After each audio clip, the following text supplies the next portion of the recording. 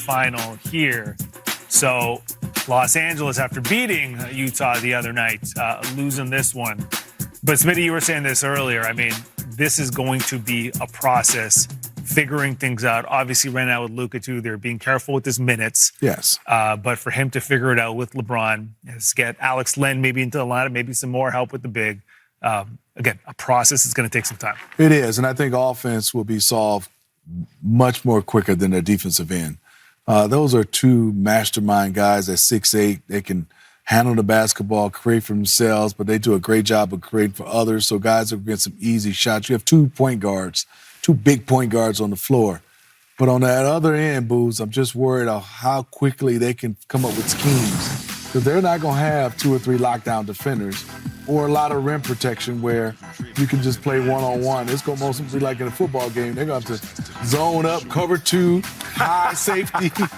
They're going to have to try a lot of different things. Yeah, I agree with you. I think they got 2 phenomenal point guards in Luka and LeBron that can run the show and get guys involved and obviously score themselves also. But defensively is going to be the mark of where this team goes, at least this year. You know, right, the rest of the season, how far can they go will be dictated by their defense.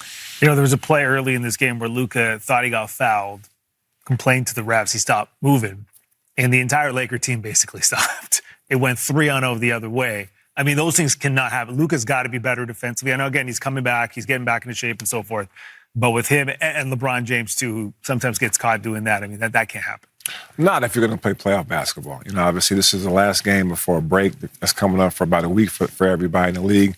A well-deserved break after a long first half of the season. But I'm sure that JJ will get those guys rocking and rolling for the second half of the season down the stretch. And we should say JJ Redick's done an incredible job. Great job with this team. Considering the pressure, what he came into, how they started to now, I think he's done a really great job. And now you have this whole big piece also that he's got to figure the puzzle out. But, I mean, overall, it feels like he's done a really good job. He's done a good job. I think, unfortunately for him, he's coaching the Lakers. I mean, he's going to be measured by a high ceiling that they have. And I think for him, it's championships, right? And I think trying to figure it out now, first as a young coach, and now with another dynamic player, you had one style of play you could play with AD.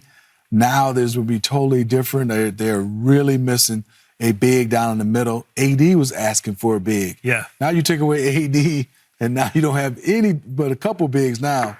This is going to be a working process. He's going to have to come up with some schemes defensively, where they're going to be playing a little bit of zone. They're going to have different matchups. So they're not a good defensive team on paper. All right, we had a